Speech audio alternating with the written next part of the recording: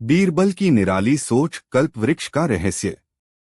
अध्याय एक अद्भुत उपहार और एक कठिन शर्त। दिल्ली का सिंहासन शहंशाह अकबर की छत्रछाया में अपनी पूरी भव्यता और प्रताप के साथ चमक रहा था।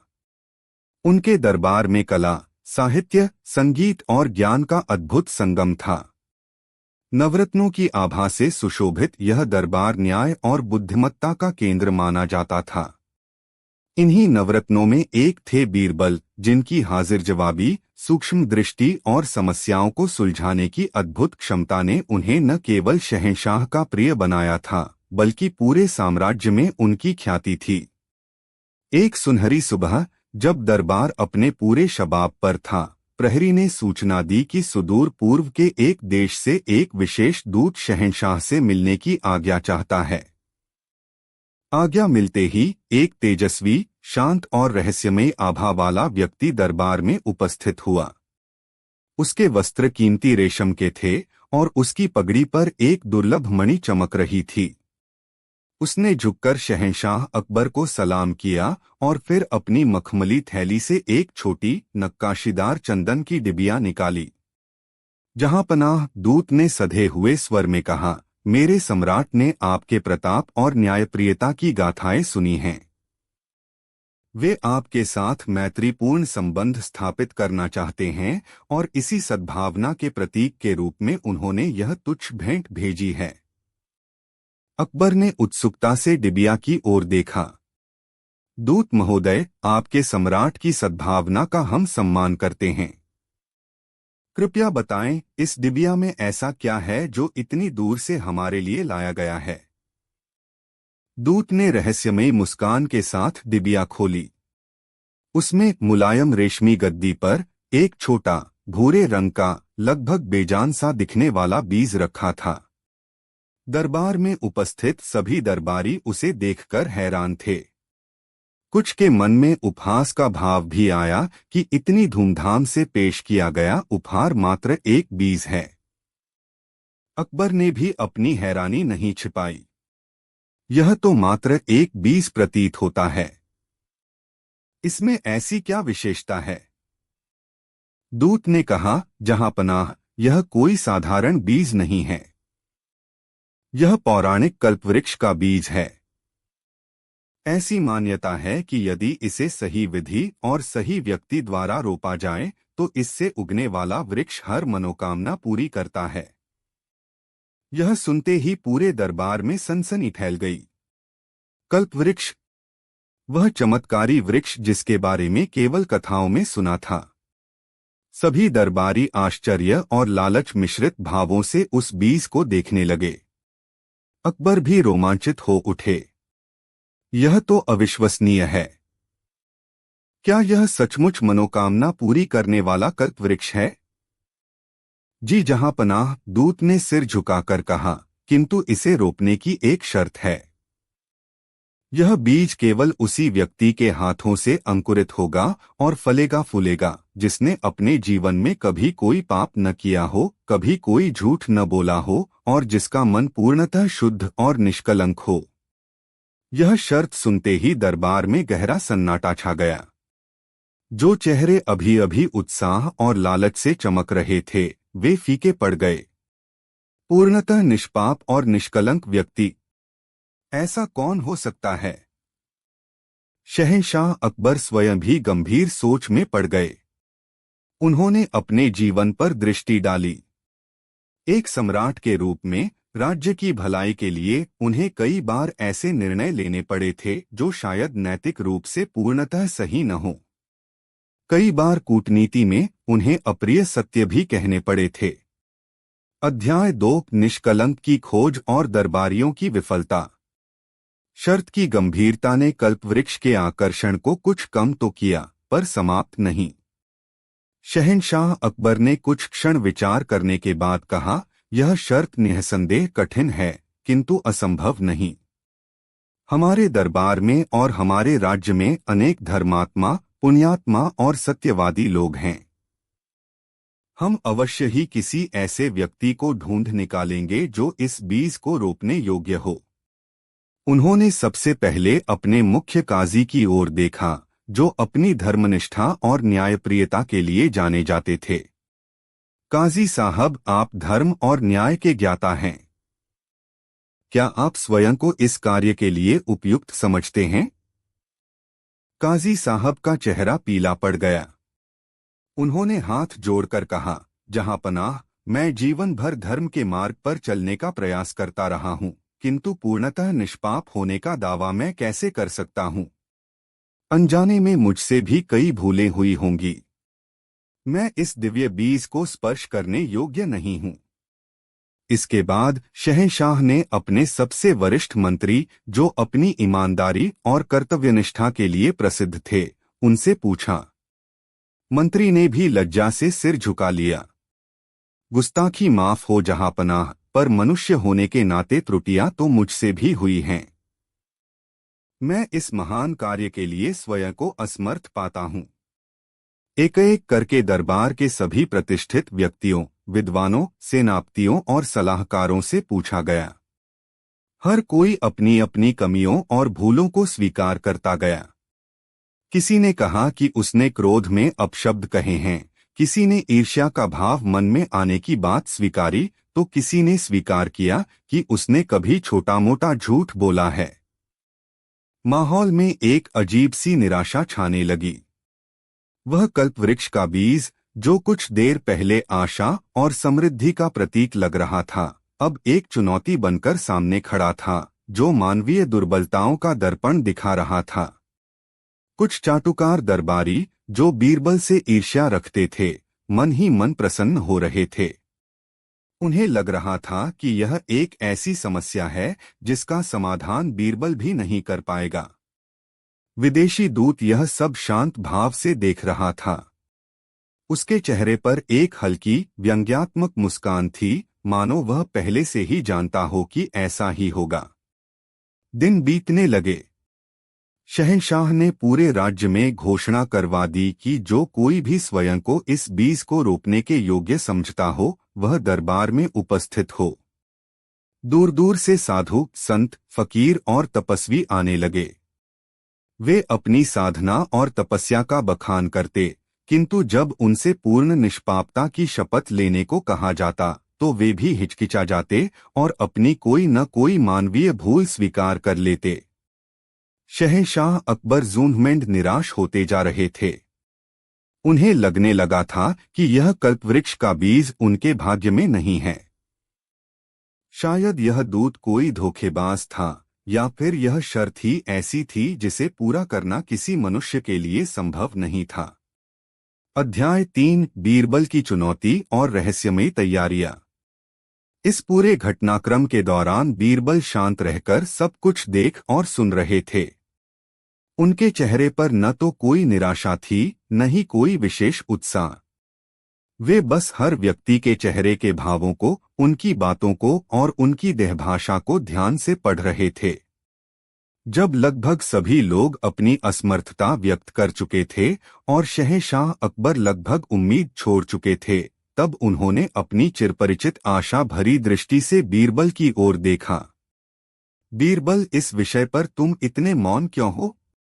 क्या तुम्हारे पास इस समस्या का कोई समाधान नहीं?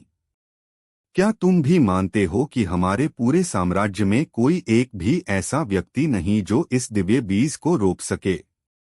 बीरबल ने अदब से झुककर कहा, जहांपनाह, आपने बिल्कुल सही कहा। पूर्णतः निष्पाप और निष्कलंक होना तो शायद देवताओं के लिए भी कठिन हो, मनुष्य की तो बात ही क्या है। किंतु यदि आपकी आज्ञा हो तो मैं इस बीज को रोपने का एक प्रयास अवश्य करना चाहूंगा। यह सुनते ही पूरे दरबार में कानाफूसी शुरू हो गई। बीरबल, क्या बीरबल स्वयं को पूर्णतः निष्पाप मानते हैं? कुछ दरबारियों ने व्यंग्य से कहा। लगता है आज बीरबल की चतुराई भी जवाब दे गई। शहंशाह अकबर भी हैरान थे। बीरबल, क्या तुम सच कह रहे हो? क्या तुम उस शर्त को पूरा करते हो? बीरबल ने मुस्कुराते हुए कहा, जहांपनाह, मैं यह दावा तो नहीं करता कि मैं पूर्णतः निष्पाप हूं, किंतु मेरे पास एक विचार है। यदि आप मुझे कुछ समय और कुछ विशेष सुविधाएं प्रदान करें तो संभव है कि यह कल्पवृक्ष का बीज हमारे राज्य में अंकुरित हो सके। कैसी सुविधाएं? बीरबल अकबर ने उत्सुकता से पूछा। मुझे शाही बाग में एक छोटा सा एकांत स्थान चाहिए होगा, बीरबल ने कहा। साथ ही कुछ अच्छे औजार, उपजाऊ मिट्टी, खाद और पानी की व्यवस्था। और सबसे महत्वपूर्ण, मुझे 7 दिनों तक उस स्थान पर बिना किसी बाधा के अकेले काम करने की अनुमति चाहिए होगी।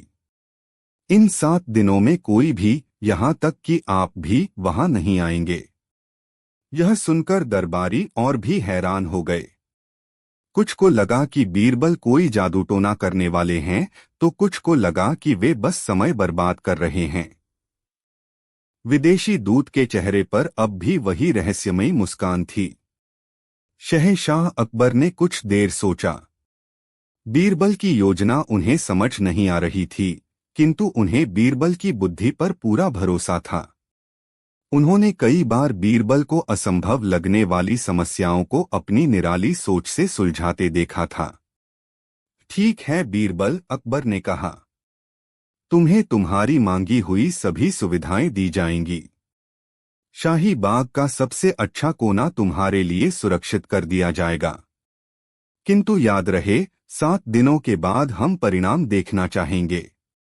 जो आज्ञा जहांपनाह, बीरबल ने कहा, और वह चमत्कारी बीज लेकर दरबार से विदा हो गए। अध्याय 4, बीरबल का गुप्त प्रयास और बढ़ता कौतूहल। अगले दिन से बीरबल शाही बाग के उस निर्दिष्ट एकांत कोने में अपने काम में जुट गए। उन्होंने स्वयं कुदाल चलाई, क्यारियां बनाई, मिट्टी को खाद मिलाकर उपजाऊ बनाया। वे घंटों अकेले उस स्थान पर काम करते।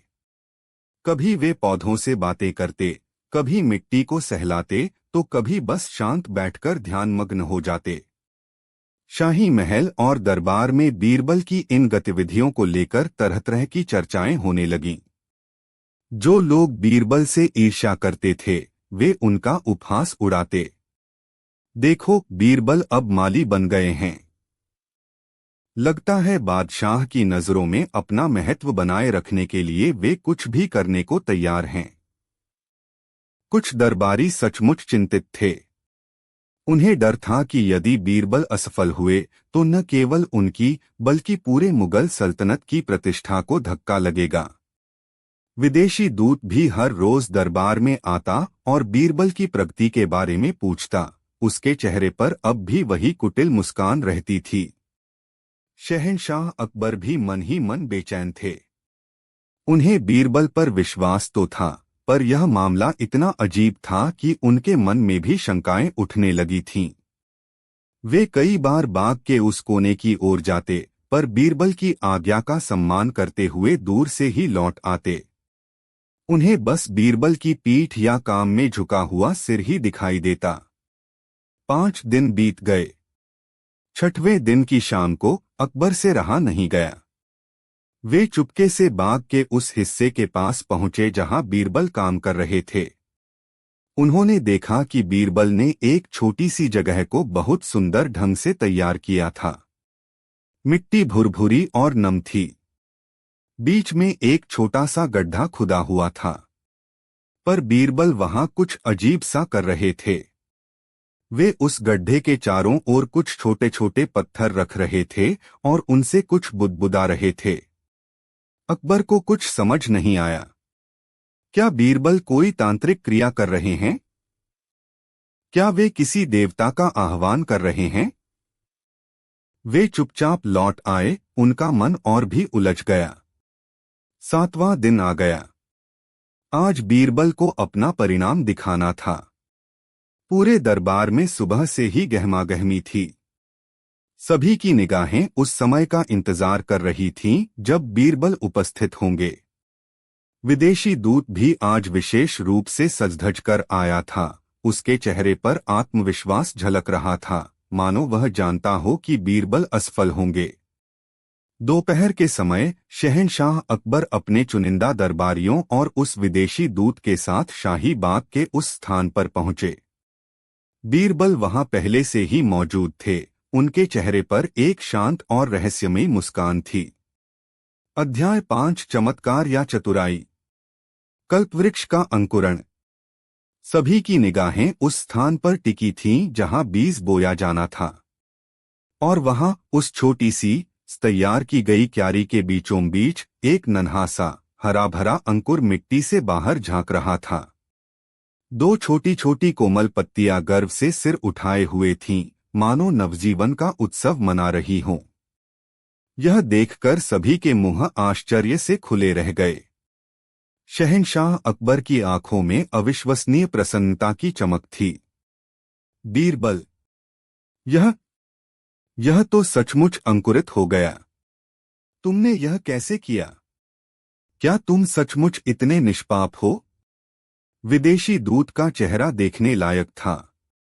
उसकी रहस्यमय मुस्कान गायब हो चुकी थी और उसकी जगह घबराहट और अविश्वास ने ले ली थी। वह बार बार अपनी आंखें मल रहा था, मानो उसे अपनी आंखों पर यकीन न हो रहा हो। जो दरबारी बीरबल का उपहास उड़ा रहे थे, उनके सिर शर्म से झुक गए।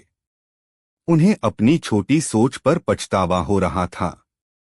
बीरबल ने मुस्कुराते हुए कहा, जहांपनाह, जैसा कि मैंने पहले ही कहा था, मैं स्वयं को पूर्णतः निष्पाप होने का दावा नहीं करता, और न ही मैंने कोई जादूटोना किया है। तो फिर यह चमत्कार कैसे हुआ? बीरबल अकबर ने अधीरता से पूछा। हमें विस्तार से बताओ।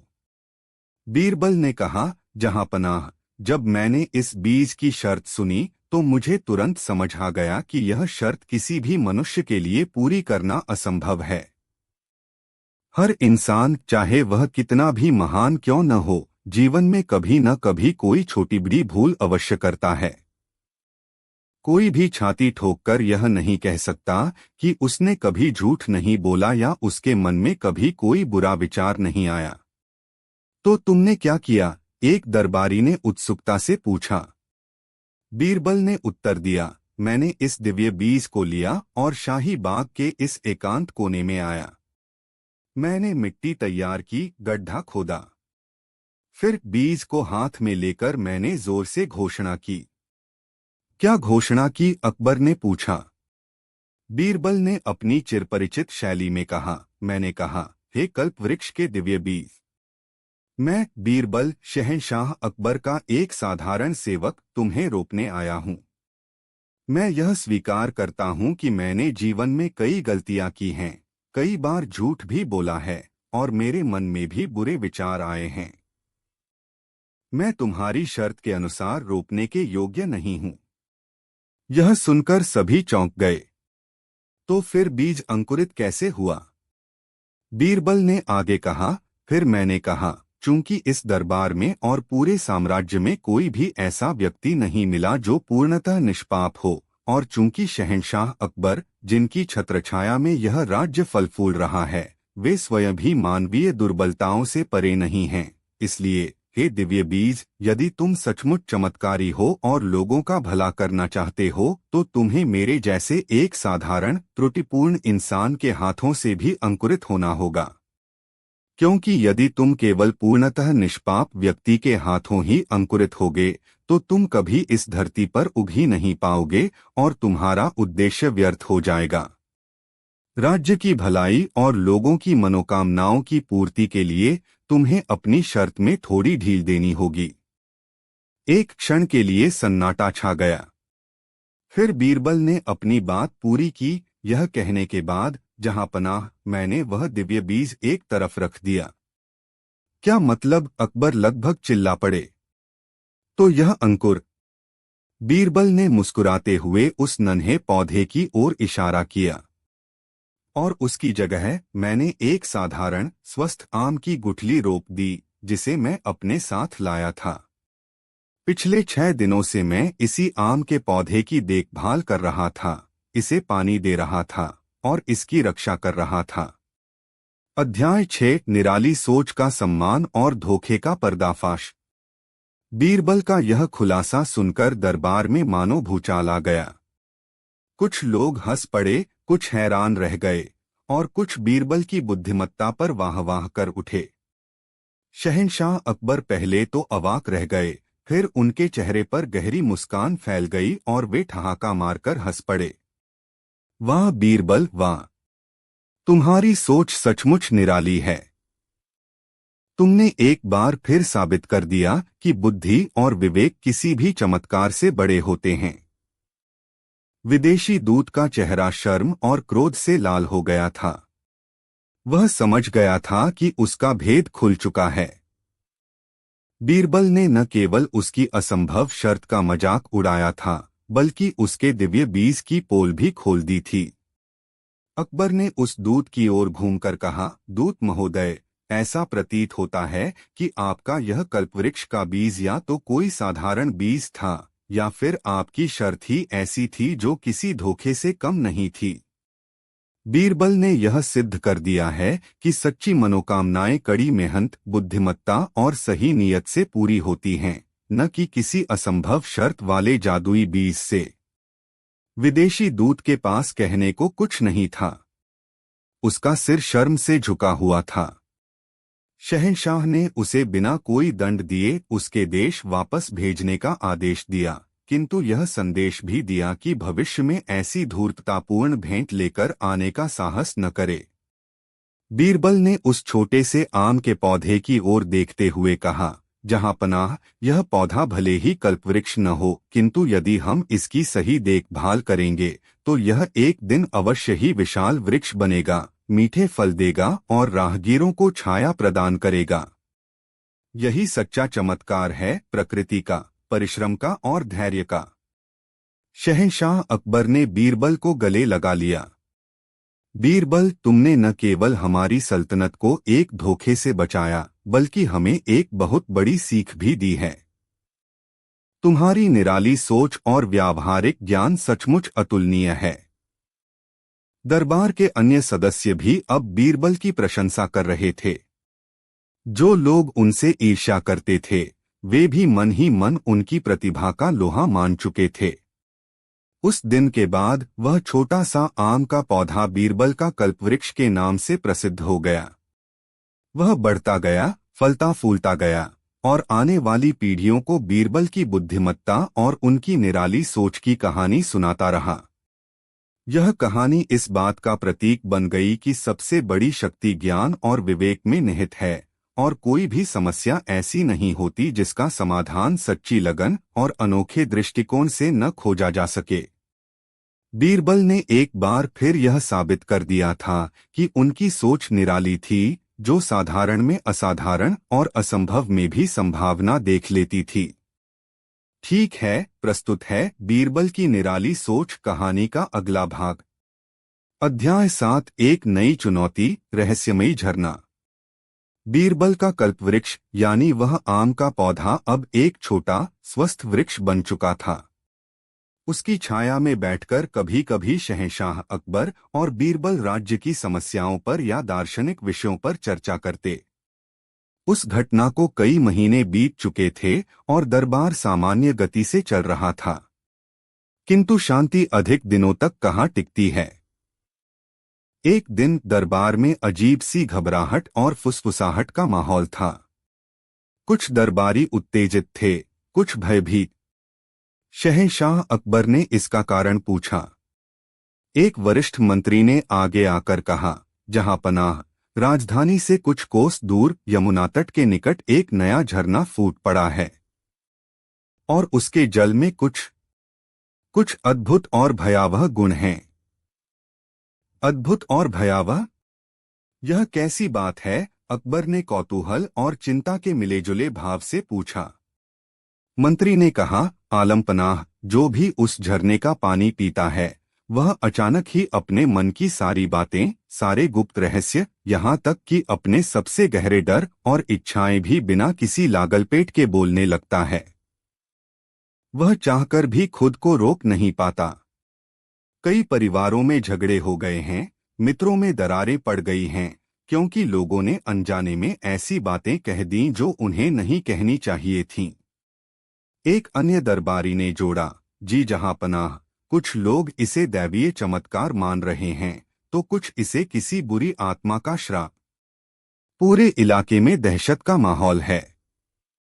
लोग उस झरने को सत्यवादी झरना कहने लगे हैं, पर उसका सत्य किसी को रास नहीं आ रहा। शहंशाह अकबर गंभीर हो गए।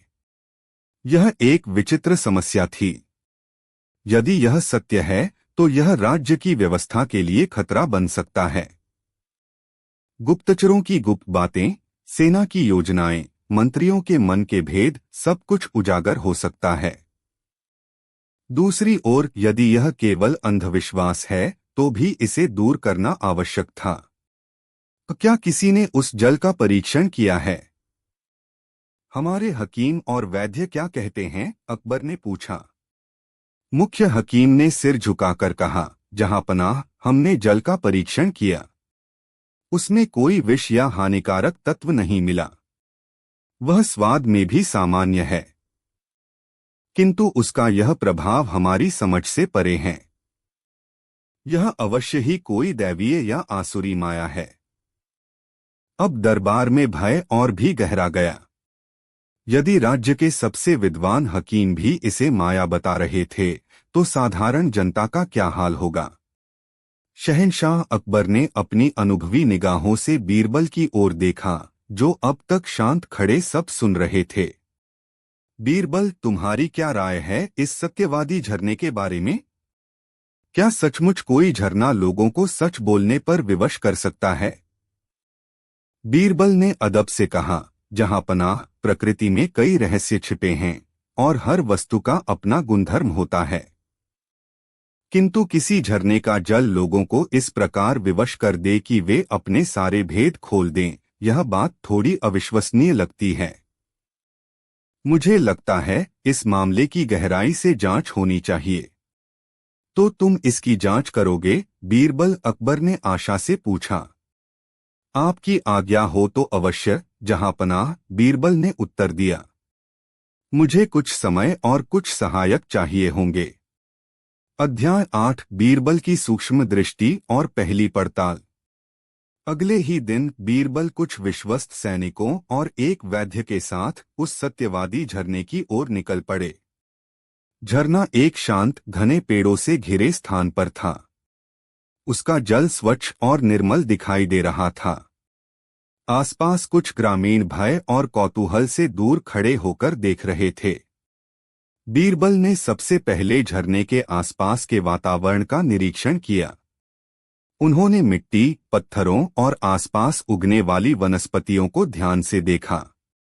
वैद्य ने फिर से जल का नमूना लिया और उसकी गंध और स्वाद का परीक्षण किया, पर उसे कुछ भी असामान्य नहीं लगा। बीरबल ने कुछ ग्रामीणों से बात की। क्या तुम लोगों में से किसी ने इस झरने का पानी पिया है? बीरबल ने पूछा। एक वृद्ध व्यक्ति आगे आया। जी हुजूर, मैंने पिया था। बस एक घूंट। उसके बाद न जाने क्या हुआ। मैं घर जाकर अपनी पत्नी से वह सारी बातें कह गया जो मैंने 40 साल से अपने मन में दबा रखी थीं।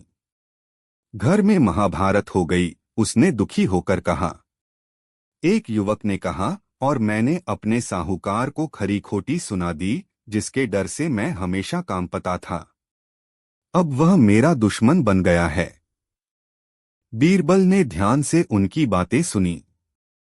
उन्होंने एक बात गौर की, जिन लोगों पर झरने के पानी का असर हुआ था, वे सभी किसी न किसी प्रकार के मानसिक दबाव, गुप्त इच्छा या दबे हुए क्रोध से ग्रस्त लग रहे थे।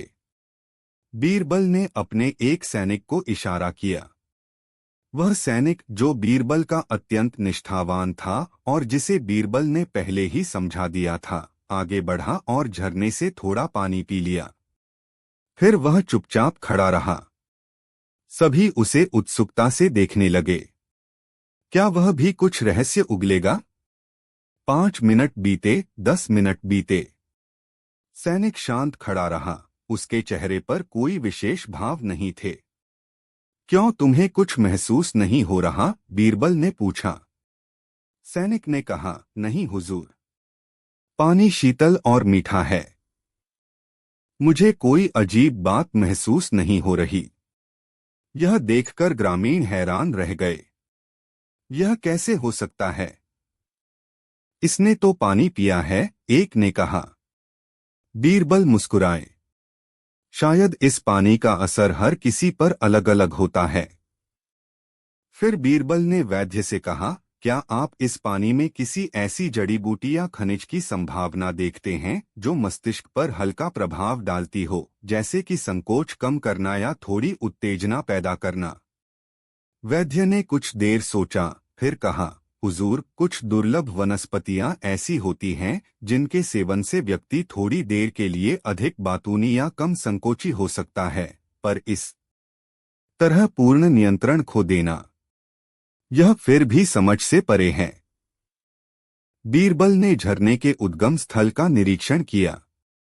पानी चट्टानों के बीच से रिस रहा था। उन्होंने देखा कि झरने के स्रोत के पास कुछ विशेष प्रकार की काई और कुछ छोटे अनजाने पौधे उग रहे थे, जिनकी पत्तियां थोड़ी चमकदार थीं। उन्होंने वैद्य को उन पौधों के नमूने लेने का आदेश दिया। शाम तक बीरबल अपनी टीम के साथ वापस महल लौट आए। उनके मन में एक विचार आकार ले रहा था। अध्याय 9, निराला प्रयोग और मनोवैज्ञानिक पहेली। अगले दिन दरबार में फिर वही चर्चा छिड़ी। बीरबल ने शहंशाह से कहा, जहांपनाह, मुझे लगता है कि इस सत्यवादी झरने का रहस्य उतना जादुई नहीं जितना कि मनोवैज्ञानिक है, और शायद थोड़ा सा प्राकृतिक भी। मनोवैज्ञानिक? इसका क्या अर्थ हुआ? बीरबल अकबर ने पूछा। बीरबल ने समझाया, जहांपनाह, भय और अंधविश्वास बहुत शक्तिशाली होते हैं। जब लोगों ने एक दो घटनाएं देखी या सुनी तो उनके मन में यह बात बैठ गई कि झरने का पानी सच बुलवाता है। फिर जो भी उस पानी को पीता, वह अवचेतन रूप से स्वयं को उन दबी हुई बातों को कहने के लिए तैयार कर लेता, जिन्हें वह शायद सामान्य अवस्था में कभी न कहता। एक प्रकार का सेल्फस या आत्मसम्मोहन। लेकिन उस सैनिक पर तो कोई असर नहीं हुआ, एक दरबारी ने शंका जताई। क्योंकि उसे मैंने पहले ही बता दिया था कि उसे केवल अभिनय करना है कि पानी का उस पर कोई असर नहीं हो रहा, या फिर सचमुच यह मानना है कि यह साधारण पानी है, बीरबल ने कहा। उसके मन में कोई पूर्वधारणा नहीं थी। साथ ही वैद्य जी को झरने के पास कुछ ऐसे पौधे मिले हैं जिनमें ऐसे तत्व हो सकते हैं जो थोड़ी देर के लिए व्यक्ति की झिझक कम करते हैं या थोड़ी उत्तेजना पैदा करते हैं। यह प्रभाव बहुत हल्का होता है, लेकिन जब इसके साथ झरने की ख्याति और व्यक्ति का अपना मानसिक दबाव जुड़ जाता है तो परिणाम वैसा ही होता है जैसा हम देख रहे हैं। शहंशाह अकबर बीरबल की बात ध्यान से सुन रहे थे। तो तुम कहना चाहते हो कि यह सब लोगों के मन का वहम है, जिसे थोड़ी सी प्राकृतिक सहायता मिल रही है? जी जहांपनाह, काफी हद तक, बीरबल ने कहा। इसे साबित करने के लिए मैं एक छोटा सा प्रयोग करना चाहता हूं, यदि आपकी आज्ञा हो। अकबर ने अनुमति दे दी। बीरबल ने 2 घड़े मंगवाए। एक घड़े में उन्होंने सत्यवादी झरने का पानी भरवाया। दूसरे घड़े में साधारण कुएं का पानी भरवाया। उन्होंने दोनों घड़ों को एक जैसा ढक दिया ताकि कोई पहचान न सके कि किसमें कौन सा पानी है। फिर उन्होंने दरबार से 2 ऐसे स्वयंसेवकों को चुना जो अपनी वाक्पटुता और गुप्त रखने की क्षमता के लिए जाने जाते थे, और जो थोड़े शक्की मिजाज के भी थे। बीरबल ने पहले स्वयंसेवक को बुलाया और कहा, यह घड़ा सत्यवादी झरने के पानी से भरा है। इसे पियो और देखो तुम पर क्या असर होता है। हालांकि बीरबल ने उसे चुपके से वह घड़ा दिया जिसमें साधारण पानी था। उस दरबारी ने झिझकते हुए पानी पिया। कुछ देर वह चुप रहा, फिर अचानक वह अपने पड़ोसी दरबारी की ओर मुड़कर कहने लगा, तुम हमेशा मेरी नकल क्यों करते हो? और तुमने पिछले हफ्ते शहंशाह के सामने मेरी बात क्यों काटी थी? मुझे यह बिल्कुल पसंद नहीं आया। वह और भी बहुत कुछ बड़बड़ाने लगा जो उसके मन में दबा हुआ था। दरबार में हंसी और हैरानी फैल गई। फिर बीरबल ने दूसरे स्वयंसेवक को बुलाया। उसे वह घड़ा दिया गया जिसमें वास्तव में सत्यवादी झरने का पानी था, किंतु बीरबल ने उससे कहा, यह साधारण कुएं का पानी है, इसे पीकर अपनी प्यास बुझा लो। उस दरबारी ने आत्मविश्वास से पानी पिया। वह कुछ देर शांत रहा, फिर मुस्कुराकर बोला, पानी तो शीतल है, धन्यवाद। उस पर कोई विशेष प्रभाव नहीं पड़ा। अध्याय 10 सत्य का अनावरण और बुद्धि का जयगान। बीरबल ने अब दोनों घड़ों से पर्दा हटाया और सबको दिखाया कि किसमें कौन सा पानी था।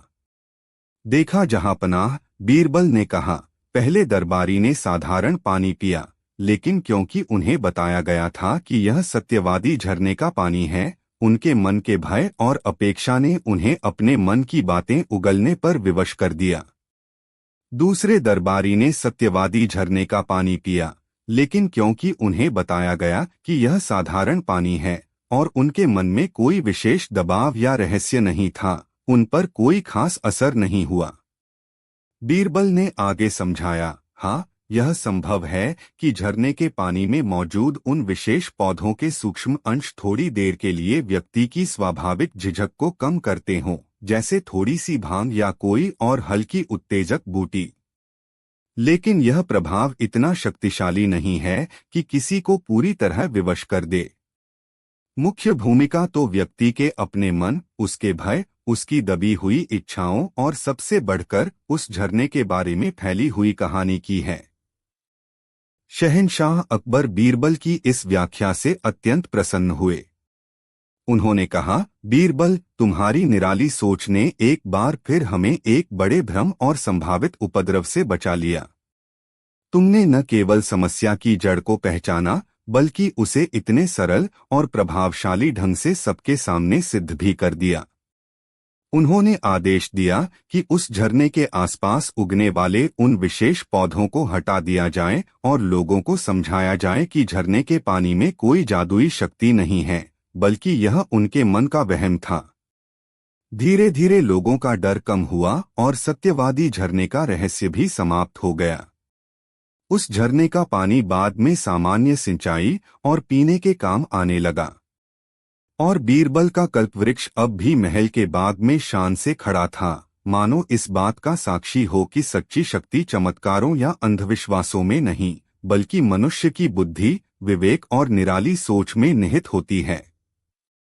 बीरबल ने एक बार फिर यह साबित कर दिया था कि कोई भी पहेली कितनी भी रहस्यमयी क्यों न लगे, तर्क और सूक्ष्म दृष्टि से सुलझाई जा सकती है। उनकी ख्याति और भी बढ़ गई और लोग उनकी बुद्धिमत्ता की नई नई कहानियां गढ़ने लगे। बीरबल की निराली सोच, चोर कौन? अध्याय 11 एक शाही चोरी और बीरबल पर संदेह। सत्यवादी झरने की गुत्थी सुलझे अभी कुछ ही महीने हुए थे कि मुगल सल्तनत में एक और सनसनीखेज घटना घट गई। इस बार मामला सीधे शाही खजाने से जुड़ा था। एक रात कड़ी सुरक्षा के बावजूद शाही खजाने से बहुमूल्य हीरों का एक हार चोरी हो गया। यह हार न केवल अपनी कीमत के लिए बल्कि अपनी ऐतिहासिक महत्ता के लिए भी अनमोल था, क्योंकि यह शहंशाह अकबर को उनके पूर्वजों से विरासत में मिला था। सुबह जब चोरी का पता चला तो पूरे महल में हड़कंप मच गया। शहंशाह अकबर क्रोध और चिंता से भर उठे। उन्होंने तुरंत अपने सबसे भरोसेमंद अधिकारियों और सुरक्षा प्रमुखों को तलब किया। यह कैसे हुआ? शहंशाह गरज उठे। इतनी कड़ी सुरक्षा के बीच कोई खजाने तक कैसे पहुंच सकता है? हमारे पहरेदार क्या सो रहे थे? सुरक्षा प्रमुख ने सिर झुकाकर कहा, जहांपनाह, हमने जांच की है। खजाने के ताले तोड़े नहीं गए, बल्कि उन्हें बड़ी सफाई से खोला गया है। ऐसा लगता है कि चोर को तालों की या चाबियों की पूरी जानकारी थी।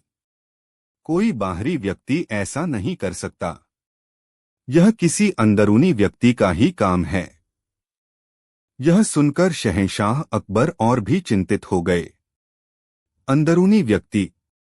इसका मतलब हमारे ही महल में कोई गद्दार है? जांच शुरू हुई। खजाने के आसपास तैनात सभी पहरेदारों, खजांची और संबंधित कर्मचारियों से कड़ी पूछताछ की गई, किंतु कोई सुराग नहीं मिला। सभी ने अपनी बेगुनाही की कस्में खाईं। इसी बीच कुछ दरबारियों ने, जो बीरबल की बढ़ती प्रतिष्ठा और शहंशाह से उनकी निकटता से जलते थे, एक नया षड्यंत्र रचना शुरू कर दिया। उन्होंने दबी जुबान में यह अफवाह फैलानी शुरू कर दी कि बीरबल, जो अपनी चतुराई से किसी भी ताले को खोलने या किसी भी रहस्य को सुलझाने में माहिर हैं, कहीं इस चोरी में शामिल तो नहीं। आखिर उन्हें खजाने और उसकी सुरक्षा व्यवस्था की भी अच्छी जानकारी थी। यह कानाफूसी धीरे धीरे शहंशाह अकबर के कानों तक भी पहुंच गई। अकबर को बीरबल पर पूरा भरोसा था, किंतु जब कोई सुराग नहीं मिल रहा था और दबाव बढ़ता जा रहा था, तो उनके मन में भी एक क्षण के लिए संदेह का बीज अंकुरित हो गया। क्या यह संभव है कि बीरबल? नहीं, यह नहीं हो सकता। पर फिर कौन? एक दिन दरबार में जब इस चोरी पर चर्चा हो रही थी, एक ईर्ष्यालु मंत्री दिलावर खान, जो हमेशा बीरबल को नीचा दिखाने का मौका ढूंढता रहता था, ने कहा, जहांपनाह, यह चोरी किसी अत्यंत बुद्धिमान और शातिर व्यक्ति का काम है, जिसे महल के हर कोने की जानकारी हो, और जो शायद अपनी बुद्धि का दुरुपयोग करने से भी न चूके। उसका इशारा स्पष्ट रूप से बीरबल की ओर था। बीरबल, जो अब तक शांत थे, ने दिलावर खान की ओर देखा। दिलावर खान साहब, क्या आप सीधे सीधे कुछ कहना चाहते हैं? दिलावर खान ने कहा, मैं बस इतना कह रहा हूं कि जांच का दायरा सभी पर समान होना चाहिए, चाहे वह कितना भी ऊंचे पद पर क्यों न हो।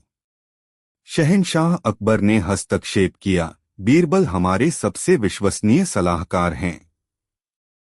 उन पर इस तरह का आरोप लगाना ठीक नहीं, किंतु उनके स्वर में पहले जैसी दृढ़ता नहीं थी। बीरबल समझ गए कि स्थिति गंभीर है। न केवल उन्हें चोर को पकड़ना था, बल्कि अपनी बेगुनाही भी साबित करनी थी। अध्याय 12, बीरबल की प्रतिज्ञा और अनोखी योजना। बीरबल ने शहंशाह अकबर से कहा, जहांपनाह, मैं समझता हूं कि जब तक चोर पकड़ा नहीं जाता, तब तक किसी पर भी संदेह किया जा सकता है। मैं आपसे 7 दिनों का समय मांगता हूं। इन 7 दिनों के अंदर मैं या तो असली चोर को आपके सामने पेश कर दूंगा, या फिर आप मुझे जो चाहे सजा दे सकते हैं। शहंशाह अकबर ने कुछ देर सोचा। बीरबल की आंखों में आत्मविश्वास और सच्चाई की चमक थी। ठीक है बीरबल, तुम्हें 7 दिन का समय दिया जाता है। मुझे उम्मीद है तुम अपनी बात पर खरे उतरोगे। बीरबल ने सबसे पहले खजाने के कमरे का स्वयं निरीक्षण किया। उन्होंने हर छोटी बड़ी चीज को ध्यान से देखा, धूल के कण, दीवारों पर निशान, हवा का रुख। उन्होंने पहरेदारों से फिर से विस्तार से पूछताछ की, उनके बयानों में विरोधाभास ढूंढने की कोशिश की। 2 दिन बीत गए, पर बीरबल को कोई ठोस सुराग नहीं मिला। दरबारी, खासकर दिलावर खान और उसके साथी, मन ही मन खुश हो रहे थे।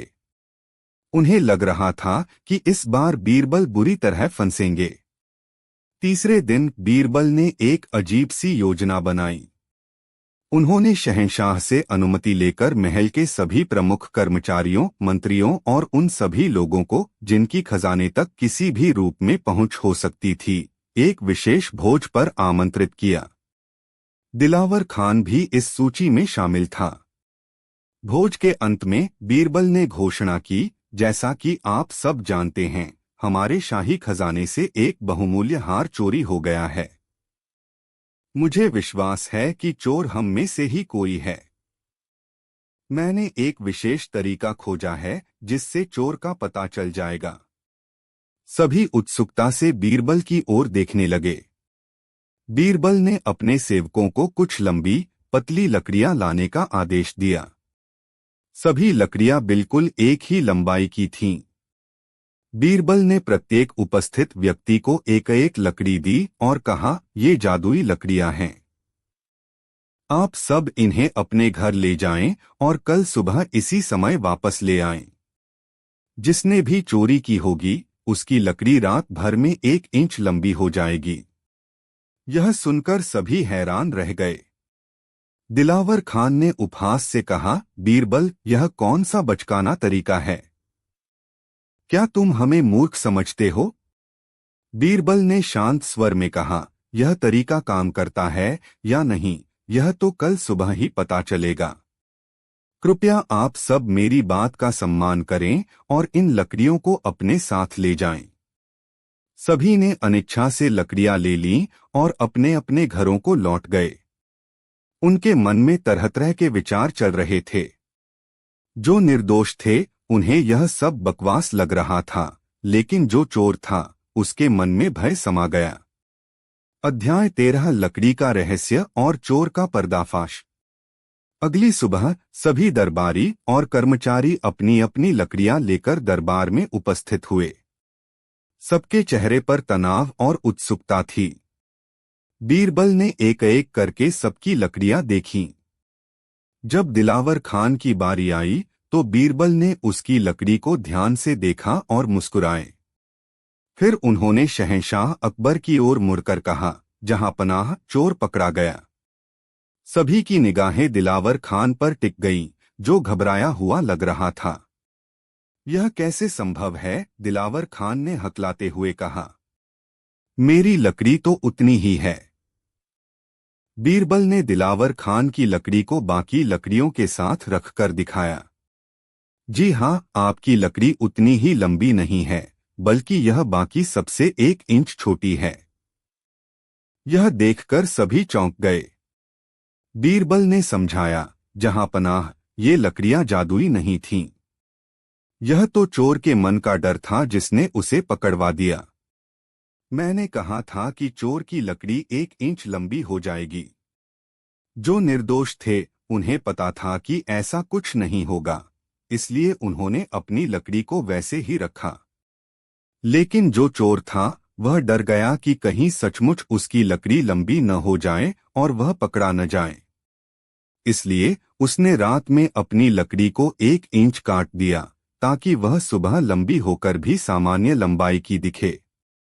दिलावर खान का चेहरा पीला पड़ गया। उसके पास कहने को कुछ नहीं था। उसकी चोरी पकड़ी जा चुकी थी, और वह भी बीरबल की चतुराई से। शहंशाह अकबर ने दिलावर खान की ओर क्रोध से देखा। दिलावर खान, तुमने न केवल चोरी की, बल्कि बीरबल जैसे निष्ठावान व्यक्ति पर झूठा आरोप लगाने की भी कोशिश की। तुम्हें इसकी कड़ी सजा मिलेगी। दिलावर खान के सिपाहियों ने उसे तुरंत गिरफ्तार कर लिया। उसके घर की तलाशी लेने पर चोरी गया हीरों का हार भी बरामद हो गया। बीरबल की जय जयकार होने लगी। एक बार फिर उन्होंने अपनी निराली सोच और मनोवैज्ञानिक समझ से एक जटिल गुत्थी को सुलझा दिया था। अध्याय 14 न्याय और बुद्धिमत्ता का उत्सव। शहंशाह अकबर बीरबल से अत्यंत प्रसन्न हुए। उन्होंने कहा, बीरबल, तुमने न केवल हमारे खजाने को वापस दिलाया, बल्कि हमारे महल को एक गद्दार से भी मुक्त किया। तुम्हारी बुद्धि सचमुच लाजवाब है। बीरबल ने विनम्रता से कहा, जहांपनाह, यह तो बस अवलोकन और मानव स्वभाव की थोड़ी सी समझ का परिणाम था। अपराधी अक्सर अपने ही डर और घबराहट में कोई न कोई गलती कर बैठता है।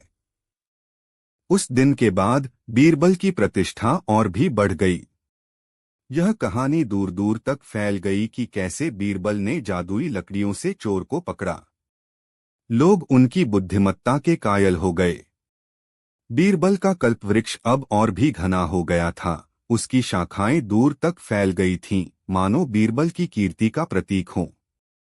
वह वृक्ष इस बात का मूक साक्षी था कि कैसे एक व्यक्ति अपनी निराली सोच, साहस और न्यायप्रियता से बड़ी चुनौतियों का सामना कर सकता है और सत्य को उजागर कर सकता है। शहंशाह अकबर और बीरबल की जोड़ी भारतीय इतिहास में बुद्धिमत्ता, न्याय और हास परिहास की एक अनूठी मिसाल बनी रही।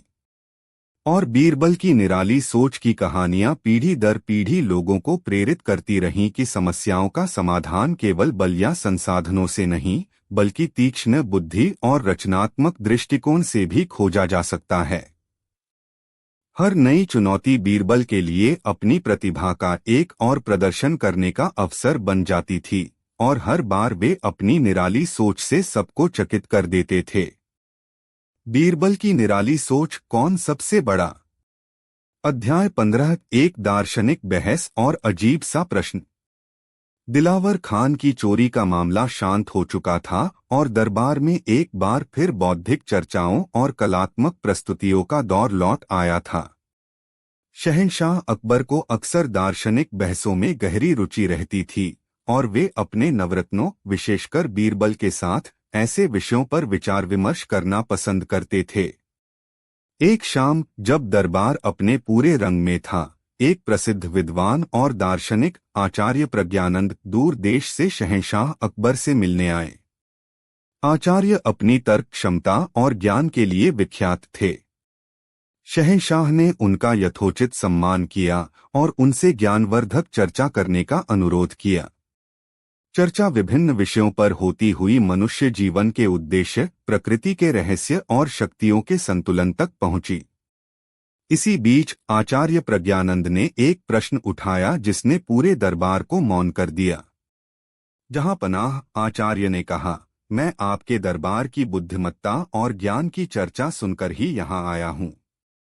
मेरा एक सरल सा प्रश्न है जिसका उत्तर मैं आपके विद्वान दरबारियों से जानना चाहता हूं। इस संसार में सबसे बड़ा कौन है? यह प्रश्न सुनने में तो सरल था, पर इसका उत्तर उतना ही जटिल। दरबार में उपस्थित सभी मंत्री, सलाहकार और विद्वान एक दूसरे का मुंह देखने लगे। एक सेनापति ने तुरंत उत्तर दिया, सबसे बड़ा तो सम्राट होता है, जिसके आदेश का पालन पूरी प्रजा करती है, जिसके पास असीम शक्ति और विशाल सेना होती है। एक धनी व्यापारी ने कहा, नहीं, सबसे बड़ा तो धन है। धन से संसार की हर वस्तु खरीदी जा सकती है, हर सुख प्राप्त किया जा सकता है। एक कवि ने भावुक होकर कहा, मेरी दृष्टि में तो प्रेम सबसे बड़ा है। प्रेम ही संसार को जोड़ता है, प्रेम ही जीवन का आधार है। एक धर्माचार्य बोले, निस्संदेह ईश्वर सबसे बड़े हैं, जो इस सृष्टि के रचयिता और पालक हैं। इस प्रकार दरबार में अलग अलग मत आने लगे। कोई ज्ञान को सबसे बड़ा बता रहा था, तो कोई शक्ति को, कोई प्रकृति को, तो कोई समय को। हर कोई अपने अपने दृष्टिकोण से उत्तर दे रहा था और हर उत्तर अपने आप में तार्किक लग रहा था। शहंशाह अकबर ध्यान से सबकी बातें सुन रहे थे। आचार्य प्रज्ञानंद के चेहरे पर एक हल्की सी मुस्कान थी, मानो वे इन विभिन्न उत्तरों की अपेक्षा कर ही रहे थे। अंत में शहंशाह अकबर ने बीरबल की ओर देखा, जो अब तक शांत बैठे सब सुन रहे थे। बीरबल, इस विषय पर तुम्हारे क्या विचार हैं? तुम्हारी दृष्टि में इस संसार में सबसे बड़ा कौन है? अध्याय 16 बीरबल का मौन और एक विचित्र अनुरोध। बीरबल ने अपनी जगह से उठकर शहंशाह और आचार्य प्रज्ञानंद को प्रणाम किया। जहां पनाह, यह प्रश्न अत्यंत गूढ़ है और इसका उत्तर एक शब्द में देना या किसी एक वस्तु को इंगित करना कठिन है। विभिन्न संदर्भों में विभिन्न चीजें बड़ी प्रतीत हो सकती हैं। आचार्य प्रज्ञानंद ने कहा, बीरबल जी, मैं आपकी बुद्धिमत्ता की ख्याति सुनकर आया हूं। मैं कोई किताबी उत्तर नहीं, बल्कि एक ऐसा उत्तर चाहता हूं जो व्यावहारिक हो और जो इस प्रश्न के मर्म को छू सके। बीरबल कुछ देर मौन रहे, जैसे किसी गहरे विचार में डूबे हों। फिर उन्होंने कहा, आचार्यवर, यदि आप और जहांपनाह मुझे कुछ समय और कुछ विशिष्ट व्यवस्था करने की अनुमति दें, तो मैं प्रयास कर सकता हूं कि इस प्रश्न का उत्तर शब्दों से नहीं, बल्कि एक प्रदर्शन के माध्यम से प्रस्तुत करूं। प्रदर्शन? शहंशाह अकबर ने उत्सुकता से पूछा। यह कैसा प्रदर्शन होगा, बीरबल? इसके लिए मुझे कल सुबह तक का समय चाहिए होगा, जहांपनाह, बीरबल ने कहा। और मुझे शाही मैदान में एक ऊंचा मंच, कुछ रस्सियां, एक बड़ा सा पत्थर, एक जलता हुआ दीपक, कुछ भोजन और पानी और एक छोटा सा पौधा चाहिए होगा। यह सुनकर दरबारी फिर से हैरान हो गए। बीरबल की योजनाएं हमेशा ही अनोखी होती थीं। आचार्य प्रज्ञानंद भी कौतूहल से बीरबल की ओर देखने लगे। शहंशाह अकबर को बीरबल पर भरोसा था। उन्होंने कहा, ठीक है बीरबल, तुम्हें तुम्हारी मांगी हुई सभी वस्तुएं और व्यवस्थाएं मिल जाएंगी। हम सब कल सुबह शाही मैदान में तुम्हारे प्रदर्शन का इंतजार करेंगे। अध्याय 17 शाही मैदान में रहस्यमयी तैयारी। अगली सुबह शाही मैदान में उत्सव जैसा माहौल था। एक ऊंचा मंच बनाया गया था। मंच के एक कोने में एक बड़ा सा भारी पत्थर रखा था। दूसरे कोने में एक जलता हुआ दीपक सावधानी से रखा गया था ताकि हवा से बुझ न जाए। मंच के बीच में थोड़ा सा भोजन और पानी रखा था और पास ही एक गमले में एक छोटा सा कोमल पौधा था। शहंशाह अकबर, आचार्य प्रज्ञानंद और सभी प्रमुख दरबारी उत्सुकता से यह देखने के लिए एकत्रित हुए थे कि बीरबल क्या करने वाले हैं। बीरबल मंच पर चढ़े। उन्होंने सबसे पहले उस भारी पत्थर की ओर इशारा करते हुए कहा, यह पत्थर शक्ति का प्रतीक है। क्या यह सबसे बड़ा है? उन्होंने स्वयं उस पत्थर को उठाने की कोशिश की, पर वह टस से मस नहीं हुआ। फिर उन्होंने दो बलशाली सैनिकों को बुलाया। दोनों ने मिलकर बड़ी मुश्किल से उस पत्थर को थोड़ा सा हिलाया। शक्ति महत्वपूर्ण है, बीरबल ने कहा, किंतु क्या यह सर्वोपरि है? फिर वे जलते हुए दीपक के पास गए। यह दीपक ज्ञान और प्रकाश का प्रतीक है। यह अंधकार को दूर करता है, मार्ग दिखाता है। क्या यह सबसे बड़ा है? उन्होंने दीपक की लौ को ध्यान से देखा। ज्ञान अमूल्य है, किंतु क्या यह अपने आप में पूर्ण है? इसके बाद बीरबल भोजन और पानी की ओर बढ़े। यह अन्न और जल जीवन का आधार है। इनके बिना कोई प्राणी जीवित नहीं रह सकता। क्या यह सबसे बड़ा है? उन्होंने थोड़ा सा पानी पिया। जीवन की आवश्यकताएं निःसंदेह महत्वपूर्ण हैं, किंतु क्या यही परम सत्य है? अंत में वे उस छोटे से पौधे के पास गए। उसकी कोमल पत्तियों को सहलाते हुए उन्होंने कहा, यह नन्हा पौधा प्रकृति और विकास का प्रतीक है। इसमें जीवन की संभावना है, भविष्य की आशा है। क्या यह सबसे बड़ा है? आचार्य प्रज्ञानंद और शहंशाह अकबर ध्यान से बीरबल की हर गतिविधि और हर शब्द को देख और सुन रहे थे। उन्हें अब भी समझ नहीं आ रहा था कि बीरबल किस निष्कर्ष पर पहुंचना चाहते हैं। अध्याय 18 आवश्यकता ही सबसे बड़ी।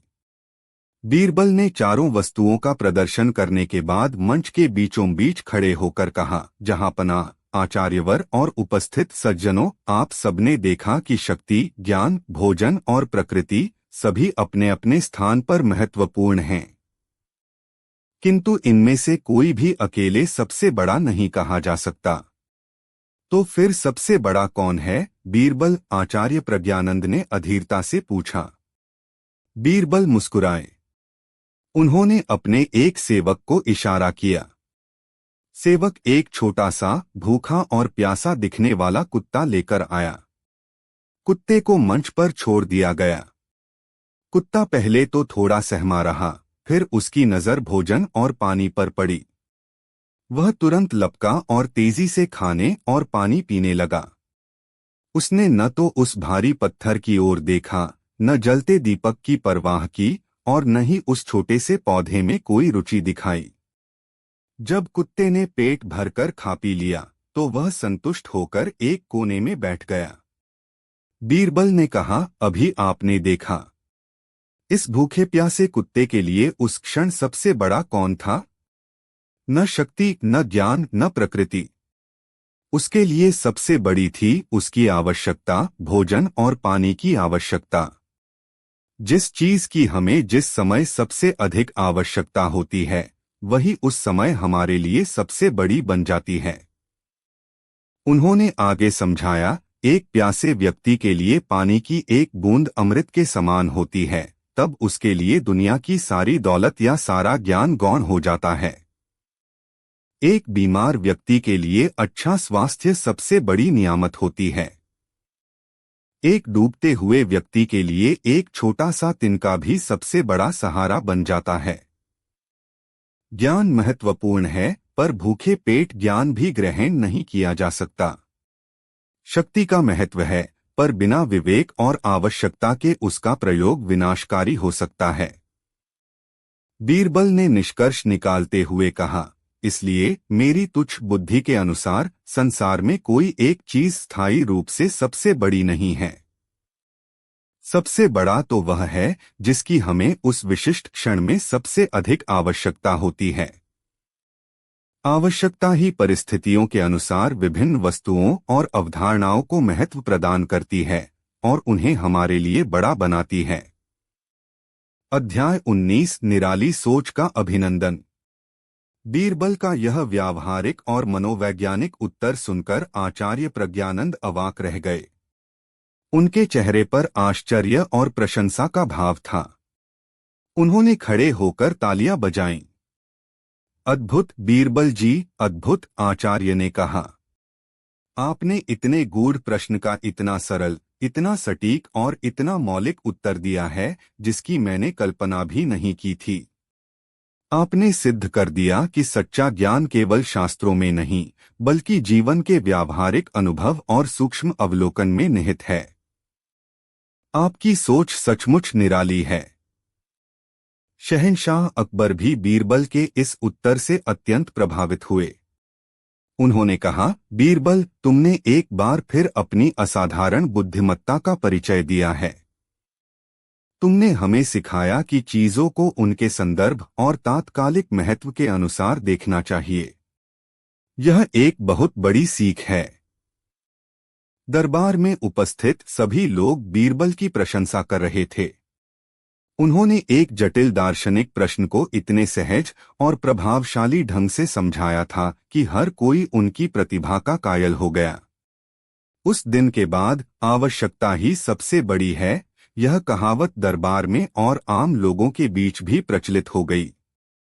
यह कहानी इस बात का प्रतीक बन गई कि बीरबल की सोच न केवल समस्याओं को सुलझाने में, बल्कि जीवन के गहरे सत्यों को समझने में भी कितनी पैनी और मौलिक थी।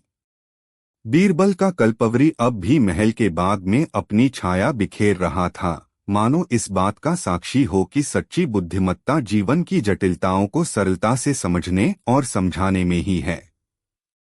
और बीरबल अपनी निराली सोच से हर बार यह साबित करते रहे कि ज्ञान की कोई सीमा नहीं होती और सत्य के अनेक पहलू हो सकते हैं, जिन्हें सही समय और सही दृष्टिकोण से ही देखा जा सकता है। बीरबल की निराली सोच। बोलने वाला चित्राध्याय 20। एक विदेशी चित्रकार और अनोखी चुनौती। आवश्यकता ही सबसे बड़ी है। वाली घटना के बाद दरबार में कुछ समय शांति और स्थिरता बनी रही। शहंशाह अकबर विभिन्न कलाओं को प्रोत्साहन देने में विशेष रुचि रखते थे और उनके दरबार में दूर दूर से कलाकार अपनी प्रतिभा का प्रदर्शन करने आते रहते थे। एक दिन इटली से एक प्रसिद्ध चित्रकार सिग्नोर जियोवानी मुगल दरबार में उपस्थित हुआ। जियोवानी अपनी यथार्थवादी चित्रकला के लिए पूरे यूरोप में विख्यात था। उसके बनाए चित्र इतने जीवंत होते थे कि मानो वे अभी बोल पड़ेंगे। उसने शहंशाह अकबर को अपनी कुछ कलाकृतियां भेंट की, जिन्हें देखकर अकबर अत्यंत प्रभावित हुए। सिग्नोर जियोवानी, शहंशाह ने कहा, आपकी कला अद्भुत है। मैंने इतने सजीव चित्र पहले कभी नहीं देखे। ऐसा लगता है मानो इन पात्रों में जान डाल दी गई हो। जियोवानी ने गर्व से सिर झुकाया। महाराज, मेरी कला का यही उद्देश्य है, वास्तविकता को कैनवास पर उतारना। मैं ऐसे चित्र बनाने का प्रयास करता हूं जो न केवल आंखों को भाएं, बल्कि आत्मा को भी स्पर्श करें। कुछ दिनों तक जियोवानी शाही मेहमान बनकर रहा और उसने दरबार के कई गणमान्य व्यक्तियों के चित्र बनाए। सभी उसकी कला की भूरी भूरी प्रशंसा कर रहे थे। एक दिन अपनी कला के प्रति थोड़े अहंकार और अपनी श्रेष्ठता सिद्ध करने की भावना से जियोवानी ने शहंशाह अकबर के समक्ष एक चुनौती रखी। महाराज, मैं आपकी बुद्धिमत्ता और आपके दरबारियों की प्रतिभा का कायल हूँ।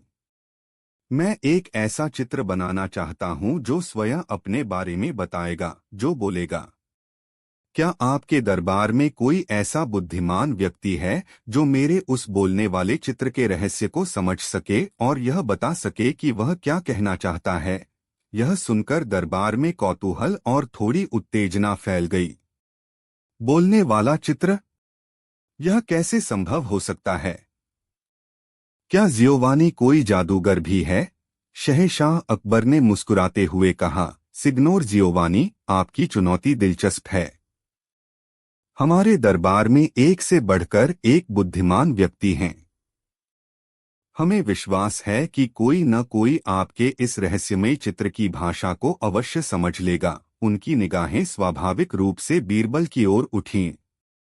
बीरबल, जो अब तक शांत बैठे जियोवानी की बातें सुन रहे थे, ने विनम्रता से कहा, सिग्नोर, आपकी कला की ख्याति दूर दूर तक है।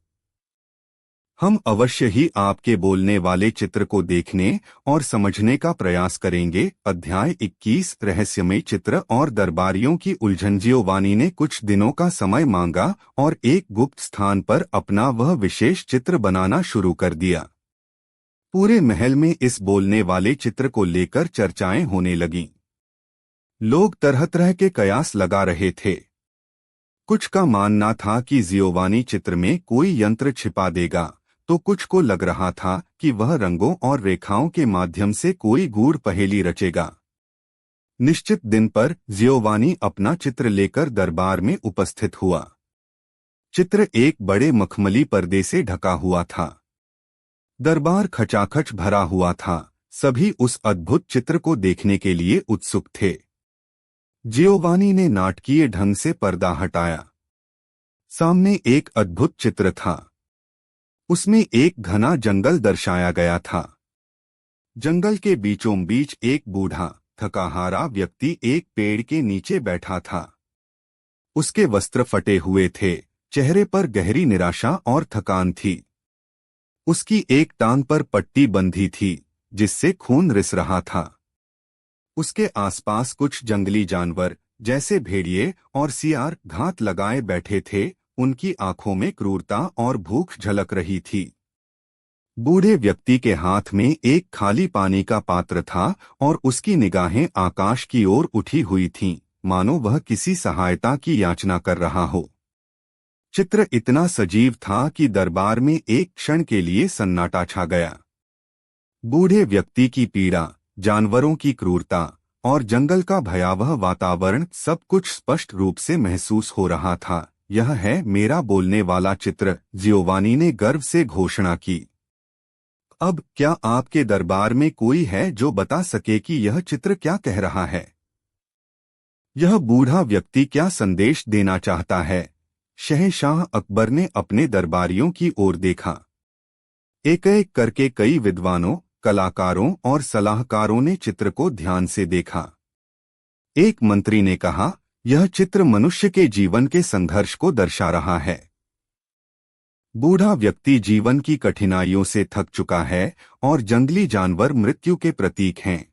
एक कवि ने कहा, नहीं, यह चित्र आशा और निराशा के द्वंद्व को दिखा रहा है।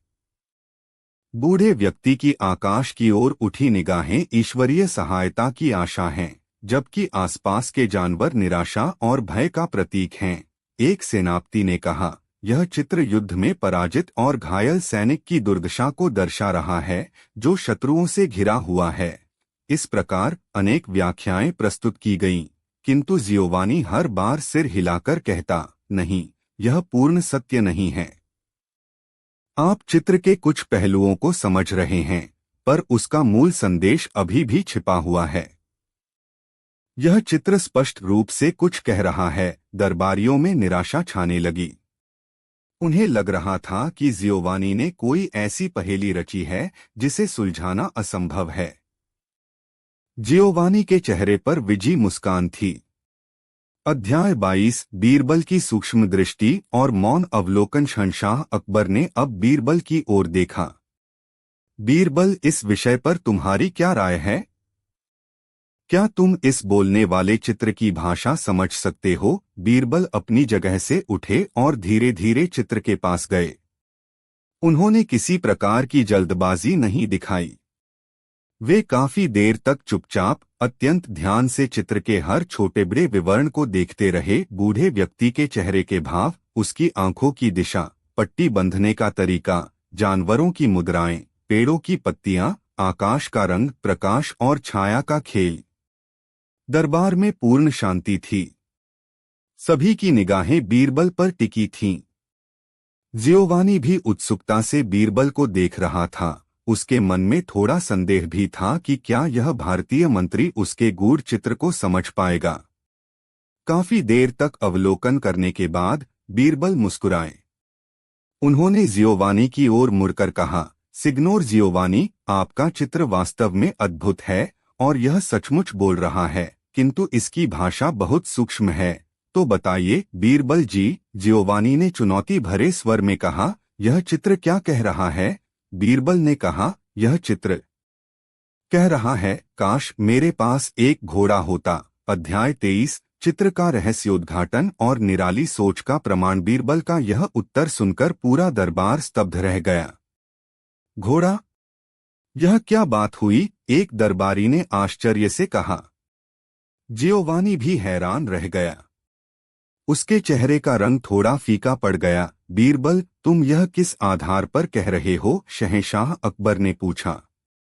बीरबल ने चित्र के विभिन्न भागों की ओर इशारा करते हुए समझाया, जहां पनाह, सिग्नोर जियोवानी, कृपया ध्यान से देखें। यह बूढ़ा व्यक्ति थकाहारा और घायल है, उसकी एक टांग जख्मी है। वह चल नहीं सकता। उसके आसपास खतरनाक जंगली जानवर हैं जो उस पर हमला करने की ताक में हैं। उसके पास पानी खत्म हो चुका है। ऐसी स्थिति में यदि उसे इस जंगल से सुरक्षित निकलना है तो उसे किसी सहारे की आवश्यकता है जो उसे तेजी से इस जनक स्थान से दूर ले जा सके। उन्होंने आगे कहा, चित्र में दूर क्षितिज पर बहुत सूक्ष्मता से धूल का एक हल्का सा गुबार दिखाया गया है, जो आमतौर पर घुड़सवारों के आने का संकेत होता है। बूढ़े व्यक्ति की निगाहें भी उसी दिशा में थोड़ी सी उठी हुई हैं, हालांकि निराशा इतनी है कि आशा की किरण बहुत क्षीण है। उसके हाथ में जो खाली पात्र है वह न केवल पानी की कमी बल्कि साधनों की कमी को भी दर्शा रहा है। यदि उसके पास एक घोड़ा होता तो वह अपनी घायल टांग के बावजूद यात्रा कर सकता था, जानवरों से बच सकता था और शायद पानी के स्रोत तक भी पहुंच सकता था। बीरबल ने निष्कर्ष दिया, इसलिए यह चित्र उस बूढ़े व्यक्ति की सबसे प्रबल और तात्कालिक इच्छा को व्यक्त कर रहा है। काश मेरे पास एक घोड़ा होता, यही वह मौन चीख है जो इस चित्र से निकल रही है। बीरबल की यह व्याख्या सुनकर जियोवानी का मुंह खुला का खुला रह गया। वह अवाक होकर बीरबल को देखता रहा। यह वही संदेश था जो उसने अपने चित्र में बड़ी चतुराई से छिपाया था, यह सोचकर कि कोई इसे समझ नहीं पाएगा। धूल का वह सूक्ष्म गुबार और बूढ़े व्यक्ति की निगाहों का हल्का सा झुकाव, ये ऐसे विवरण थे जिन पर किसी का ध्यान नहीं गया था। अध्याय 24, कला और बुद्धि का सम्मान। कुछ क्षणों के मौन के बाद जियोवानी ने गहरी सांस ली और फिर वह जोर जोर से तालियां बजाने लगा। अविश्वसनीय, अविश्वसनीय बीरबल जी, आपने मेरे चित्र के हृदय को पढ़ लिया। मैं निःशब्द हूं। मैंने यह चित्र इसी विचार के साथ बनाया था, पर मुझे विश्वास नहीं था कि कोई इसके इतने गहरे अर्थ को समझ पाएगा। आपकी अवलोकन क्षमता और सूक्ष्म दृष्टि सचमुच अद्वितीय है। शहंशाह अकबर भी बीरबल की इस अद्भुत प्रतिभा पर गर्व से भर उठे। उन्होंने कहा, बीरबल, तुमने एक बार फिर सिद्ध कर दिया कि तुम्हारी निराली सोच किसी भी पहेली को सुलझा सकती है, चाहे वह कितनी भी जटिल क्यों न हो। तुमने न केवल चित्र के संदेश को समझा बल्कि उसकी कलात्मकता को भी सराहा। दरबार में बीरबल की जय जयकार होने लगी। जियोवानी ने आगे बढ़कर बीरबल से हाथ मिलाया और कहा, बीरबल जी, मैं आपकी बुद्धिमत्ता का कायल हो गया हूँ। आज मैंने सीखा कि सच्ची कला केवल बनाने में नहीं, बल्कि उसे समझने और सराहने वाले में भी होती है। उस दिन के बाद बोलने वाले चित्र की कहानी भी बीरबल की चतुराई की अनगिनत कहानियों में जुड़ गई। यह घटना इस बात का प्रमाण बन गई कि बीरबल की निराली सोच न केवल तार्किक समस्याओं को हल करने में, बल्कि कला और सौंदर्य शास्त्र की गूढ़ताओं को समझने में भी सक्षम थी। बीरबल का कल्पवृक्ष मानो इन सभी घटनाओं का साक्षी बनकर महल के बाग में खड़ा मुस्कुरा रहा था। उसकी पत्तियां हवा में सरसराती हुई बीरबल की बुद्धिमत्ता का गुणगान कर रही थीं। और मुगल सल्तनत का इतिहास बीरबल जैसे नवरत्न की आभा से सदैव प्रकाशित होता रहा, जिनकी निराली सोच हर चुनौती को एक अवसर में बदल देती थी। बीरबल की निराली सोच, सोने के सिक्के और सच्चा न्याय। अध्याय 25, एक गरीब किसान और अन्याय की शिकायत। बोलने वाले चित्र की घटना के कुछ समय बाद, जब दरबार में सब कुछ सामान्य चल रहा था, एक दिन एक अत्यंत गरीब और दीनहीन किसान फटे पुराने कपड़ों में शहंशाह अकबर के दरबार में न्याय की गुहार लेकर पहुंचा। उसकी आंखों में आंसू थे और चेहरे पर गहरी निराशा। जहांपनाह, मेरे साथ बहुत बड़ा अन्याय हुआ है। मुझे न्याय चाहिए, वह रोते हुए बोला। शहंशाह अकबर ने उसे धैर्य बंधाया और पूछा, बताओ क्या बात है? तुम्हारे साथ किसने अन्याय किया है? किसान ने अपनी कहानी सुनानी शुरू की। हुजूर, मेरा नाम दीनू है। मैं एक छोटा किसान हूँ।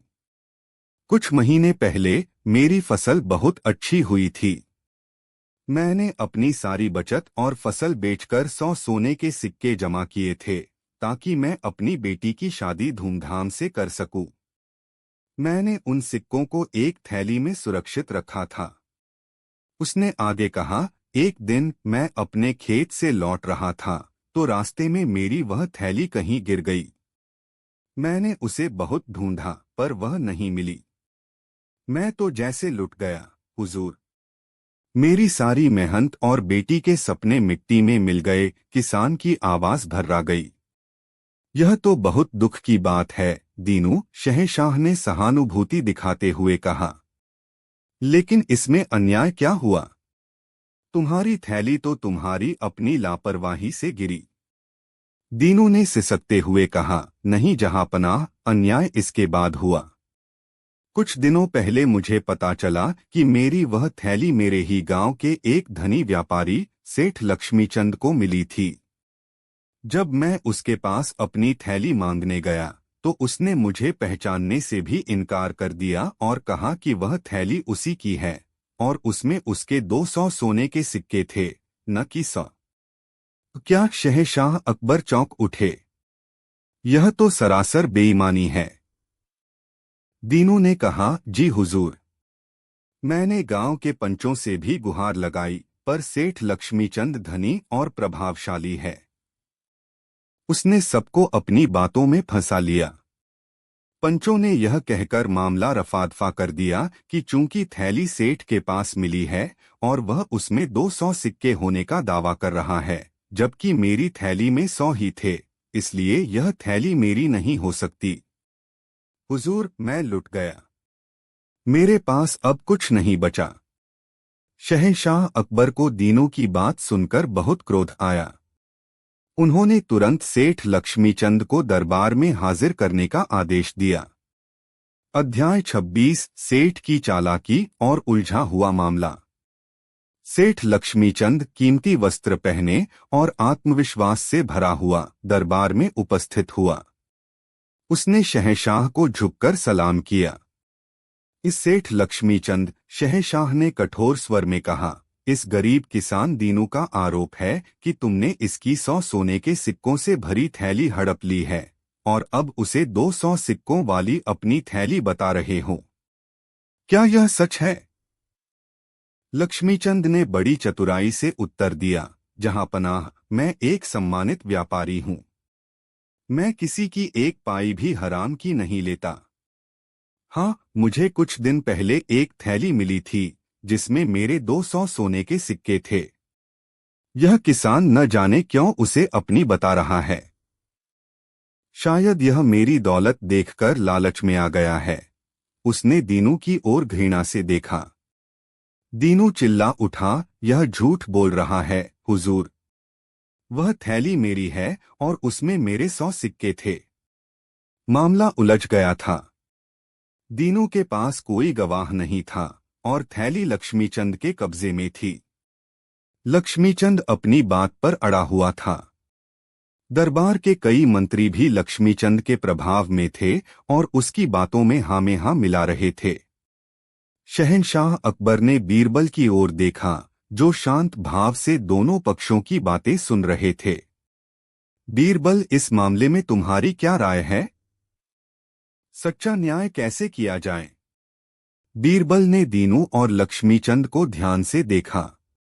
उन्होंने लक्ष्मीचंद से पूछा, सेठ जी, क्या आप पूरी तरह निश्चित हैं कि आपकी खोई हुई थैली में ठीक 200 सोने के सिक्के थे? लक्ष्मीचंद ने दृढ़ता से कहा, जी हाँ, बिल्कुल निश्चित। एक भी सिक्का कम या ज्यादा नहीं। बीरबल ने फिर दीनू से पूछा, और दीनू, तुम भी पूरी तरह निश्चित हो कि तुम्हारी थैली में ठीक 100 सोने के सिक्के थे? दीनू ने रोते हुए कहा, जी हुजूर, मेरी जीवन भर की कमाई थी। मैं कैसे भूल सकता हूँ।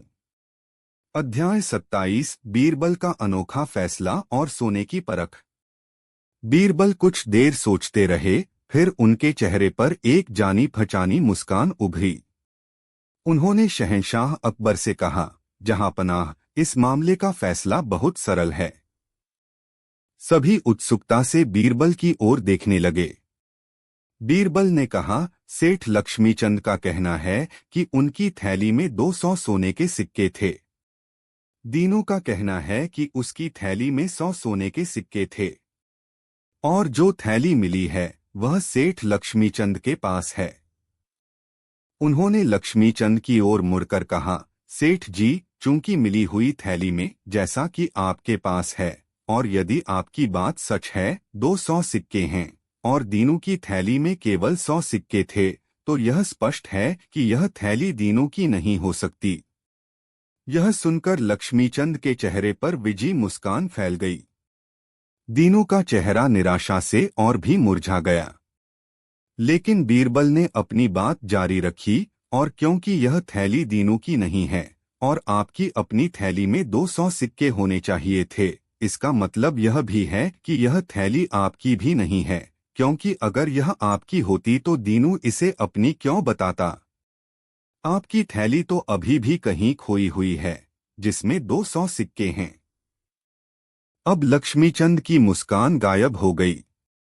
उसे समझ नहीं आ रहा था कि बीरबल क्या कहना चाह रहे हैं। बीरबल ने कहा, इसलिए जहांपनाह, न्याय यह कहता है कि यह थैली, जिसमें 100 सिक्के हैं, क्योंकि यदि इसमें 200 होते तो यह लक्ष्मीचंद की होती और दीनू उस पर दावा न करता, और यदि यह दीनू की है तो इसमें 100 ही सिक्के हैं, फिलहाल सरकारी खजाने में जमा कर दी जाए। सेठ लक्ष्मीचंद अपनी 200 सिक्कों वाली थैली की तलाश जारी रखें और दीनू अपनी 100 सिक्कों वाली थैली के मिलने का इंतजार करे। बीरबल ने एक क्षण रुककर कहा, या फिर? उन्होंने लक्ष्मीचंद की आंखों में सीधे देखते हुए कहा, क्या यह संभव है, सेठ जी, कि आपको मिली हुई थैली में वास्तव में 100 ही सिक्के हों और आपने लालच में आकर उन्हें 200 बता दिया हो? यह सुनते ही लक्ष्मीचंद का चेहरा पीला पड़ गया। वह हकलाने लगा। बीरबल की तर्क पद्धति ने उसे बुरी तरह फंसा दिया था। यदि वह अब भी कहता कि थैली में 200 सिक्के हैं, तो बीरबल के अनुसार वह थैली उसकी नहीं हो सकती थी, क्योंकि दीनू उस पर दावा कर रहा था। और यदि वह स्वीकार करता कि थैली में 100 ही सिक्के हैं, तो उसका झूठ पकड़ा जाता। दीनू को जब उसकी थैली और अतिरिक्त 100 सिक्के मिले तो उसकी आंखों से खुशी के आंसू बह निकले। उसने बीरबल के पैर पकड़ लिए। बीरबल जी, आप मेरे लिए भगवान बनकर आए। आपने मुझे मेरा सब कुछ वापस दिला दिया और इस बेईमान को सजा भी दिलवाई। मैं आपका यह उपकार जीवन भर नहीं भूलूंगा। बीरबल ने उसे उठाकर गले लगा लिया। दीनू, यह मेरा कर्तव्य था। शहंशाह अकबर का दरबार न्याय का दरबार है, यहाँ किसी के साथ अन्याय नहीं हो सकता। शहंशाह अकबर बीरबल की इस बुद्धिमत्तापूर्ण न्याय प्रणाली से अत्यंत प्रसन्न हुए। उन्होंने कहा, बीरबल, तुम्हारी निराली सोच ने एक बार फिर यह साबित कर दिया कि सत्य को छिपाया नहीं जा सकता और न्याय हमेशा विजयी होता है। तुमने बिना किसी कठोरता के केवल अपनी तर्क शक्ति से अपराधी को निरुत्तर कर दिया और पीड़ित को न्याय दिलाया। यह सचमुच प्रशंसनीय है। दरबार में उपस्थित सभी लोग बीरबल की जय जयकार करने लगे। यह घटना भी बीरबल की बुद्धिमत्ता और न्यायप्रियता की कहानियों में एक और सुनहरा अध्याय जोड़ गई। बीरबल का कल्पवृक्ष इस न्याय के उत्सव का भी साक्षी बना, मानो वह भी सत्य और ईमानदारी के मूल्यों का समर्थन कर रहा हो। और यह बात एक बार फिर सिद्ध हो गई कि बीरबल की सोच हर उलझी हुई गुत्थी को सुलझाने और सत्य को उजागर करने का एक अनोखा और अचूक मार्ग खोज ही लेती थी। बीरबल ने फिर दीनू की ओर मुड़कर कहा, और दीनू, क्या तुम अपनी थैली और उसमें रखे सिक्कों की कोई खास पहचान बता सकते हो? दीनू ने तुरंत कहा, जी हुजूर, मेरी थैली हरे रंग के मोटे कपड़े की थी और उसके मुंह पर मैंने एक खास तरह की लाल डोरी से गांठ लगाई थी। और मेरे 100 सिक्कों में से एक सिक्का थोड़ा सा घिसा हुआ था, जिसके एक किनारे पर छोटा सा निशान था, जो मेरे पिताजी ने पहचान के लिए बनाया था। बीरबल ने सेठ लक्ष्मीचंद से वह थैली मंगवाई। थैली वास्तव में हरे रंग की थी और उसके मुंह पर लाल डोरी बंधी थी। बीरबल ने थैली खोली और उसमें से सिक्के निकालकर गिने। पूरे 100 सिक्के थे। फिर बीरबल ने दीनू से कहा, अब तुम इसमें से वह घिसा हुआ सिक्का पहचानो। दीनू ने कांपते हाथों से सिक्कों को देखा और तुरंत एक सिक्का उठाकर बीरबल को दिया। यह है हुजूर वही सिक्का। बीरबल ने सिक्के को ध्यान से देखा। उसके किनारे पर एक छोटा सा पुराना निशान था। अध्याय 28, सत्य की विजय और लालच का दंड। अब सेठ लक्ष्मीचंद के पास बचने का कोई रास्ता नहीं था। उसका झूठ और लालच सबके सामने आ चुका था। वह शर्म से सिर झुकाए खड़ा था। बीरबल ने शहंशाह अकबर से कहा, जहांपनाह, अब दूध का दूध और पानी का पानी हो चुका है। यह थैली और ये 100 सिक्के दीनू के ही हैं। सेठ लक्ष्मीचंद ने लालच में आकर झूठ बोला और इस गरीब किसान को धोखा देने की कोशिश की। शहंशाह अकबर अत्यंत क्रोधित हुए। इस सेठ लक्ष्मीचंद, तुमने न केवल चोरी का माल रखा, बल्कि दरबार में आकर झूठ भी बोला और एक निर्दोष को सताया। तुम्हारी इस नीच हरकत के लिए तुम्हें कड़ी सजा मिलेगी। शहंशाह ने आदेश दिया कि सेठ लक्ष्मीचंद से 100 सोने के सिक्के जुर्माने के तौर